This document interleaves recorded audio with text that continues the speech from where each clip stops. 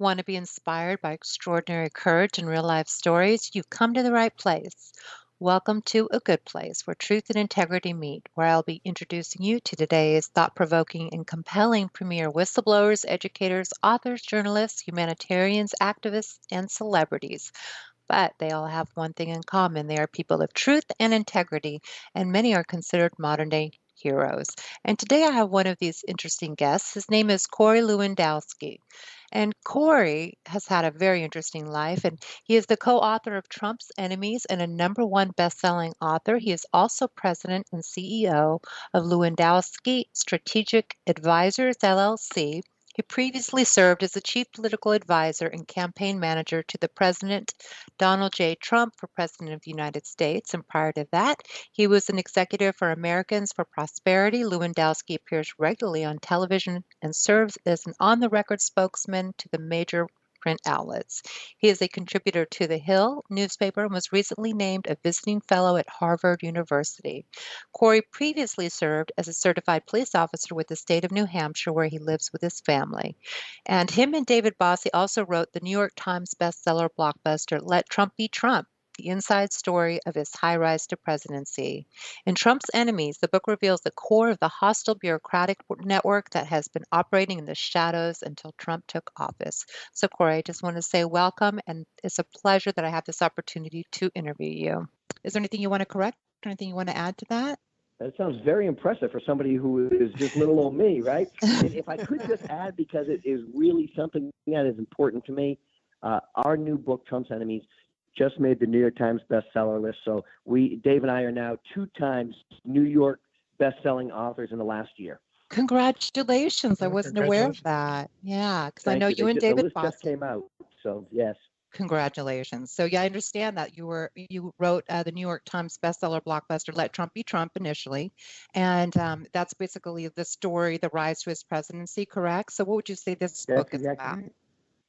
So this book is really about, there's 2 components of the book. The first part is about the intelligence community and what they did against everyday average Americans. And whether you're a conservative or a liberal or a Republican or a Democrat, it shouldn't matter, because the first part of the book is the people who had badges and guns use their authority, abuse their authority to spy on Americans because they didn't like their political beliefs. And that was done through the FBI, through a program by the name of Crossfire Hurricane. And that's the first part of the book, and a significant portion of it, and what they did to those individuals. And then the second part of the book is really a chapter-by-chapter iteration of Trump's enemies, some of which have resided inside the White House, some of which work in Congress, some of which are part of the media, and some of which are the political pundits who claim to be conservatives but have chastised this president not for what he's accomplished, but the delivery method to which he has articulated it. So that's what the book is about. It's about the fight that Donald Trump has had on his hands since he ran for office, and some of the abuses that he has been up against during that what is now almost a 4-year window. Wow. And how did you end up working with him? Well, look, it was very interesting. Dave Bossie, who's my co-author, and I were hosting an event up in New Hampshire in early 2012, and we were inviting candidates who were potentially going to run for president to come up and talk to the First in the Nation primary voters. And Rand Paul was there, and Marco Rubio, and Ted Cruz, and Mike Lee, and a number of other people who ultimately, some did get in the race and some did not. And Dave had recommended that we invite then Donald John Trump, individual candidate. And I said, look, I really only want to invite real candidates. I don't want to invite anybody who's just going to take up time. But during that event, I had the opportunity to meet Mr. Trump and then follow up with him. And about 6 months after that, he called me one day and asked me to come to New York. And I showed up in New York, and he hired me on the spot. So the rest, as they say, is history. Got it. Well, Donald, do you have any questions? Because you're just such a fascinating man, and I just respect all the work that you've done, and you're just a very accomplished person, and I really appreciate all the work that you've done. So, Donald, I know you have questions, so I'm going to turn it over to you. Boy, I have a lot. Yeah, I'm Go fascinated. easy on me, Donald. Go easy. No, I believe me, I'm on your side as far as I can determine. But I'm someone. My background, again, I'm a populist, but I lost so much support when I started supporting Donald Trump during his campaign, because I never expected to see this the idea, to me, the epitome of corporate America, billionaire, coming out and sounding like a populist. And he had such incredible stuff. I waited, a lot of my family said, God, you've been saying that stuff for years, bad mouthing America's infrastructure, what a joke it was, that kind of stuff. And I said, I've been saying, I waited for, he actually questioned the unemployment stats, which have been fake since the 1990s. And I'm sure now, of course, he's bragging about the same stats. I don't know why, but that kind of stuff, when he said we'd wasted, trillions on all these senseless wars, we could have rebuilt America. He said so many great things that I never thought I'd hear any candidate, least of all Donald Trump, say. So, and then I still can't believe that he was elected. I thought for sure the fix was in and Hillary was going to be in there. So I think most of us were shocked after that happened. But what I'm going to ask you is now you, of course, were I'm not sure how you were let go or you quit or whatever as his campaign manager at some point. And as far as I could see from his initial appointees, I was very disappointed because I kept seeing a lot of neocon type establishment names everywhere.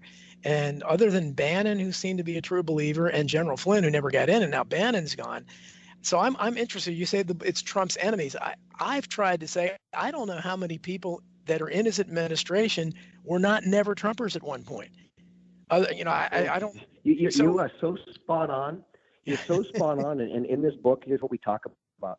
We talk about something called the November 9th Club. The people who didn't support Donald Trump when he was a candidate, didn't vote for him when he was on the ballot, and weaseled their way into the administration, not to support his agenda, but to prevent his agenda. Guys like Gary Cohn, Rob Porter, Rex Tillerson, Sean Spicer, right? I can go right through the list of all these guys who ended up inside the administration for their own benefit, not for the benefit of Donald Trump. And look, part of the problem was Donald Trump was a true outsider, had never spent a night in Washington, D.C. until he was sworn in as president.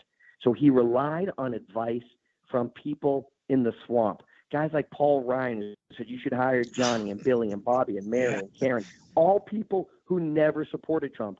And so when those people got in, they had their own agenda. And when Donald Trump was trying to renegotiate bad trade deals, we know that Rob Porter and Gary Cohn were literally removing the documents from the Resolute desk so Donald Trump couldn't sign them. That is a tragedy, and it is not only disloyal, but is a disservice, not just to the president, but to our country, because nobody voted for them for president. And I often call into question, where are the people who helped him when he was running, who believed in the agenda? And let me say this, Don, because it's important. There were people in the primary who didn't support Donald Trump, who came to the administration and did a phenomenal job. Let me give you two examples. Mike Pompeo, as the Secretary of State, was a Ted Cruz supporter, and Nikki Haley was a Marco Rubio supporter who went on to become the UN ambassador. Both of those people put their personal differences aside when they were called to the administration to work for him and have been by his side, moving his agenda forward. And that's what every president deserves and demands. The problem is we've had too many of the never-Trumpers. Look, how about Elliot Abrams trying to get a job at the State Department after he pens a letter and says Donald Trump is not qualified to be the president? Oh, I'd like to be the number 2 person at the State Department all of a sudden. It's amazing. And if it wasn't for Steve Bannon, he would have gotten in. Well, and I understand, some of that I go back to as a huge fan of JFK, where I think was the last great president we had. They killed him. But up to this point, the jury's still out on Trump. But JFK had, other than Bobby, he had his brother Bobby Kennedy. He had the Irish mafia around him. He had the close guys. Jimmy Carter had the Georgia mafia. Every president has somebody that's. So I expected, as you did, I expected to see a Roger Stone or someone like you that worked or maybe worked longer with him. I expected to see Rand Paul, if not Ron Paul. I expected to see Dinesh D'Souza, Pat Buchanan, Paul Craig Roberts, tons of people. I don't see any of them. So what I'm wondering is Trump, the impression I get out here in the public is that he's alone in a corner of the White House by himself, tweeting away, and literally he's a one man, whatever he's trying to accomplish, he's doing it by himself. Is there anybody working with him? Look, Dan Scavino, who's on the campaign with us, who runs the social media and Trump's Twitter feed by and large, was there very, very early, and he's one of my closest friends. He was one of the original 5 people with me and Hope Hicks and Michael Glasser and George Djikos. and Dan is still there. Stephen Miller, who's a hawk on immigration and has been a strong advocate for the president on that issue. But by and large, this is a man as president. First, he has to come up with the idea because there's no staff around him giving any ideas. Then he has to tell them how to message the idea because he's the best communicator in the building. Then he has to go and tell people how to get a bill passed. And then he has to make the phone calls to the members of Congress. And then he has to shake these guys down to get it done. And then he has to go and sell it to the American people. He's literally the chief cook and bottle washer. He's doing it all. And part of the reason for that is because some of the people around him, including members of the senior leadership team today, they believe it is their job to keep the president from the American people, and they are doing a disservice. Oh, absolutely. And I don't know how, to what extent. I've said for a long time, if Trump did not have the personality he had, this abrasive, egotistical type of personality, if he had a more sympathetic personality, he'd have a 90% support rating because of the unprecedented hatred and vitriol that is directed at him every day by everyone in Hollywood, everyone in the swamp all around him. I've never seen anything like it outside of Adolf Hitler. I don't know that any public figure has ever endured this kind of hatred. How does he hold up under that and without withering? He's amazingly strong. He wakes up every day, and I've seen it, and he wants to fight. Who are we fighting today? What's our fight? What are we doing to fix our country? I've seen it every day. But I'll tell you something. Look, I'm very concerned the same way you are. And in the interview that we do with the president for our book, we're the only book in the first 2 years of his administration he sat down and gave a formal interview for. We interviewed the president in the Oval Office for 45 minutes.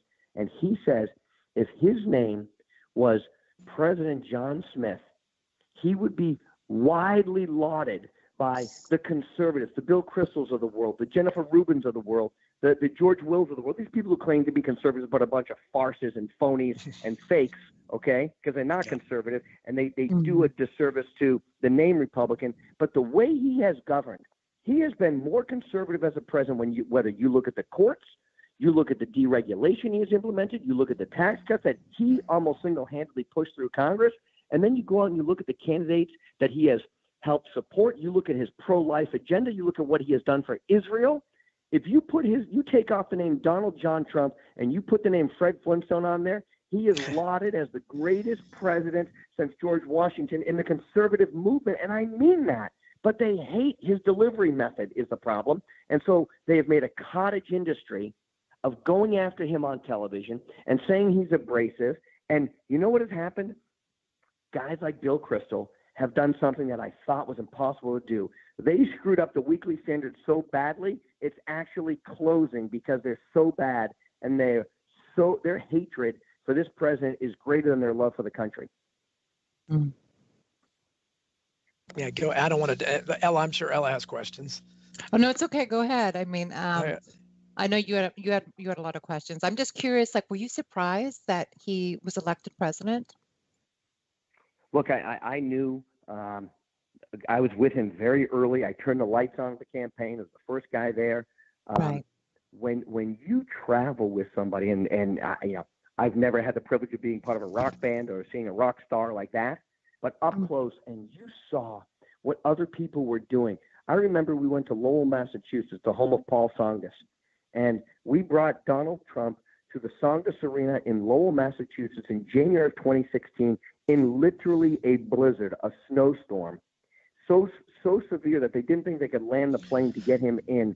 And people had waited 12 hours to see a man go on stage and speak. He doesn't have a mic. He doesn't have a guitar. He doesn't play the drums. He doesn't do stand-up comedy, although some may say it is, right? I mean, people waited in line for 12 hours when they could have stayed home to watch on television, and you knew something special was happening. You knew that people wanted to go and see Donald Trump in person so they could tell their children, their grandchildren, I saw him. It was amazing. What transpired doesn't do justice by watching on television. So I saw this all around the country, going to hundreds and hundreds of rallies, and I saw it all the time. And when you see that, you know, regardless of what the media tells you, which they told us on Election Day, we had a 1% chance of winning. 1% on Election Day. By the way, there were only two candidates in the race, so I thought we had at least a 2% chance. But they told us 1%. And then we woke up, didn't go to bed actually, many, many hours later and realized that he had gotten elected president with such a historic margin. His victory was so large, Hillary Clinton could have actually carried the state of Florida, and she still would have lost the election. That's how much of a blowout the election was. It was nowhere close as it related to the Electoral College. Would you agree with me, though? I think that, and certainly I had a lot of that in me when I voted for him, and people I knew, is that Trump to me represented whatever he was, a giant middle finger to the establishment. Look, he ran a campaign. Look, hey, by the way, Don, Yeah. They didn't exactly hand us the keys to the Republican National Committee and say, now that you guys are the nominee, it's good. We went and kicked the friggin' door down is what we did. I still don't think Trump. We took it by storm. I don't think Trump is a Republican still. I mean, I'm waiting to see, other than Rand Paul, who has been very, and I'd love to see him as Secretary of Defense, other than somebody like him who has been very supportive of Trump, even though Trump, kind of made fun of him during the debates and stuff.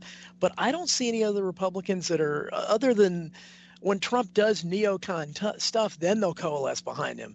But as far as his revolutionary rhetoric, I don't see anybody other than Ron Paul that's willing to. Rand Paul that's out there. Are there any Trump Republicans I'm missing? Because he seems like he's alone by himself in this new party that he's created. I don't know what happens after Trump in the Republican Party. We got a couple, okay, but they're in the House. Jim Jordan and Mark Meadows are two examples of guys who have been next to Donald Trump and willing to fight next to him in the trenches on a lot of things. I think of the congressman from Texas, John Radcliffe, a great guy, right? He understands the Pfizer abuse process and has been someone who's there. And then look, there are New York Republicans who have been right next to Donald Trump. Pete King from New York, Lee Zeldin from New York. Those guys are with Trump, and we know who the Trump guys are. But you have to remember, and I go back to the book. In the interview, I said, what happened in the midterm elections? And his answer, and I'm paraphrasing, is the Republicans didn't fight hard enough. They gave up on immigration. They didn't deliver what they told the American people they would. And the American people don't like when you lie to them. That's what he said, because it's true, because they were weak and we squandered an opportunity. We didn't fix health care so you can buy it across state lines. We didn't get the wall done. We didn't pass a transportation infrastructure spending bill. These are things that the Republicans in Congress failed on because Paul Ryan had no interest in funding the wall. He had no interest in making it so health care was available across state lines. He had no interest in finishing a transportation infrastructure spending bill. And they did such a bad job with the health care bill that it consumed almost the entire first year of his administration. Mm-hmm. Yeah, that's a big concern. One of the other things I want to know about is Donald Trump's other concerns. You'd mentioned surveillance as an issue. Can you delve into that a little bit further? Because there's, that's getting into the stuff that we discuss a lot. It's just these issues that he's concerned about are issues that we're concerned about, especially people the circles that I travel with. We're just concerned in general about this overstep, this overreach from the alphabet agencies. So let me touch on this, and it should be a very, very scary thing. I'm gonna synthesize what took place on the Trump campaign in about 2 minutes, okay? Okay. What we know is that the Department of Justice wanted to spy on Carter Page, who was a campaign volunteer. He had no role in the campaign. He was simply a volunteer. So they went to the FISA court, and they made a FISA application to spy on Carter Page. It's all documented in the book. And 98% of the applications that are made to the FISA court are summarily confirmed. Just, yes, we have enough information, your warrant is good, and you can go and do this. They were asking to spy on an American citizen on domestic soil. And the judge who heard the case was so taken back by what they were asking for, he actually stepped off the bench and called a second FISA court judge and read that judge the application. And the second judge said to the first, that sounds like they want to spy on an American for political purposes. You cannot grant that application. So the first application to the FISA court to spy on the Trump campaign was actually denied. But then here's where it got very interesting. What the FBI did through Jim Baker, who's the general counsel, Jim Comey, the FBI director, Andy McCabe, the deputy, Peter Strzok and Lisa Page, as you know, with the girlfriend and boyfriend team that was investigating the Clinton scandal, they started leaking information to the media outlets. And then once they gave the information to the media outlets, Those outlets wrote stories. They then took those stories and put them in the Pfizer application as a justification for spying on people on American soil. So they went back to the Pfizer court with a new application and the stories that they sole sourced and leaked to the media as justification for the Pfizer application, and the judges approved it. And then, and only then, did they start spying on the campaign. And we know for sure, it's all public now, that Hillary Clinton's campaign spent $5 million to a British spy to go to Russia to create a false dossier. That dossier was given to a company by the name of Fusion GPS. The woman who worked at Fusion GPS, her name is Nellie Orr. Her husband, Bruce Orr, was the number 4 person at the Justice Department. She handed him the dossier. He then gave it to Jim Comey directly at the FBI. And on January 7th of 2017, when Comey, Clapper, and Brennan came to Trump Tower to brief then President-elect Donald Trump on the intelligence community issues, Jim Comey asked for a private meeting with President-elect Trump. And in that meeting, he handed over the unverified, completely salacious, fake Russian dossier. And within 24 hours, it went from a tinfoil hat, crazy conspiracy theory to a document that was presented to the President-elect of the United States in a classified setting. And it gave the Russian narrative all of the credibility they needed to continue on, start the Mueller probe, and keep spying on Americans. And what the scariest thing is the last Pfizer renewal application. So the third renewal, which was the fourth application to the court, was actually asked for and signed off on in June of 2017 when Donald John Trump was the president of the United States. Think of that. The last Pfizer application, the renewal for continued spying, and we have not seen the full document because it's still classified, was signed off on to spy on either the president or immediate individuals associated with him while he was sitting in the Oval Office. That should be a very scary thing for every American. If they can do that to the President of the United States, what stops them from doing it to anybody else? Yeah, that is very scary. Well, that's kind of what Snowden is trying to warn people about. The NSA has that capability. They can spy on everyone.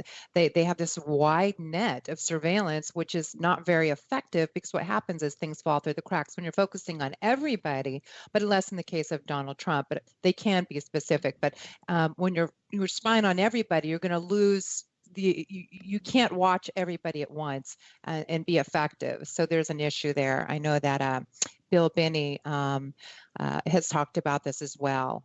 So it's been a big concern for me and something I've been aware of. And I just think it's so violating. I mean, what about the Constitution? I mean, does it mean anything? Well, that's right. What about all the unmasking that the Obama team did while they were still in office? And look, here's the real issue. And no one wants to talk about it. The mainstream media never raises the issue. Donald Trump was a private citizen prior to getting elected president of the United States. So if the Russians, or for that matter, the Chinese, the Japanese, the Koreans, or anybody else were trying to hack our election system, that is a failure of the Obama administration and his intelligence community from stopping it from happening. Why has that not been articulated? Donald Trump was literally a private citizen and had no more ability to direct the Director of National Intelligence, the FBI, the CIA, the DIA, to stop that from occurring than anybody else in the country did. That's a failure of the Obama administration. So why didn't they stop it if they knew about it? Why didn't they brief our campaign? Why didn't they tell secretaries of state what protocols to put in place to make sure that that couldn't happen? Nobody raises that issue. They just want to blame the Trump campaign for potentially colluding with Russia, which never occurred. No, and this entire Russia thing is so, it frustrates me to no end. I've lost so many friends on the left to this, or they're completely deluded because they hate Trump so much they're willing to go. I said, you're coming up. Voting fraud is very real in America. We know the dead have been voting since landslide Lyndon Johnson days back in Congress. So we know that's the electronic voting, Diebold machines. You had the 2000 election. Everybody understands that. Russia had no part in that, but it's amazing to me what people are willing to believe on behalf through their hatred. I've heard people in social media, people I used to respect, that would say openly saying we need the military to take this guy out. I mean, I never thought I'd see that. And these are people that are leftists. And it's so amazing. The left has lost its head. And I don't know what's going to happen, because I think Trump is going to be reelected, because the left is going to nominate one of these awful candidates. They're not going to nominate a Dennis Kucinich or Cynthia McKinney or somebody who would be decent. They're going to nominate one of these awful people. And I don't know how much farther they can go about collectively losing it. What's your view of the delusional left at this point? Well, they're going to clearly nominate a far left progressive. We have seen now in the last election cycle, the midterm elections, that the further you are to the left, the more likely you are to win in the Democratic primary process. That's exactly what's going to transpire in their primary process. Look, they probably have 5 or 6 or 7 real contenders who are going to run. But you look at those individuals, Michael Bloomberg, Kamala Harris, Joe Biden, whoever it may be on their side. Those people are very progressive. They're not looking for the moderates. They want someone as far to the left as possible. Elizabeth Warren, clearly. Bernie Sanders is literally a socialist. And we overlook this, but he's truly a socialist, except when it comes to the redistribution of his own wealth, right? He's very good at collecting that. So, look, Donald Trump is going to win. He's going to win at a margin much more similar to Ronald Reagan's reelection victory in 1984, because the Democrats are going to nominate someone that's so far to the left. Now, is Donald Trump going to carry 49 states? No, but that's not what the requirement is. The requirement is to win 270 electoral votes. And if his first margin of victory is any indication, he's heading up towards 400 electoral votes right now, because the Wisconsins and the Ohios and the states that had been competitive in the past, the Pennsylvanias and North Carolina and Florida's, right? They are not going in the opposite direction because the economy is booming. We're at 3.7% unemployment. We're growing our GDP at almost 4% a year. We're the hottest economy in the world. And you know what? That is because of the deregulation that this president has put in and the tax cuts that he forced Congress to get done. Mm-hmm. Well, I know we're reaching the end of our interview. So do you want to ask another question, Donald? Is there anything else you would like to share with the listeners? Well, I mean, I think it's great. So you're basically at this point, how do you view, because I mean, you left Trump's campaign under whatever circumstances there were, and you're obviously still supportive of him on television. I've seen you, and obviously in this interview.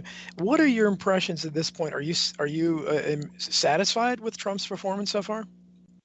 Look, I look at it in the totality of what he's accomplished in the first 2 years, and whether it's Supreme Court justices or appellate court justices, the deregulation environment, or passing tax cuts, or jumpstarting our economy, or putting Americans back to work, or strengthening our military, or making sure we have a strong border. He has gotten off to a phenomenal start.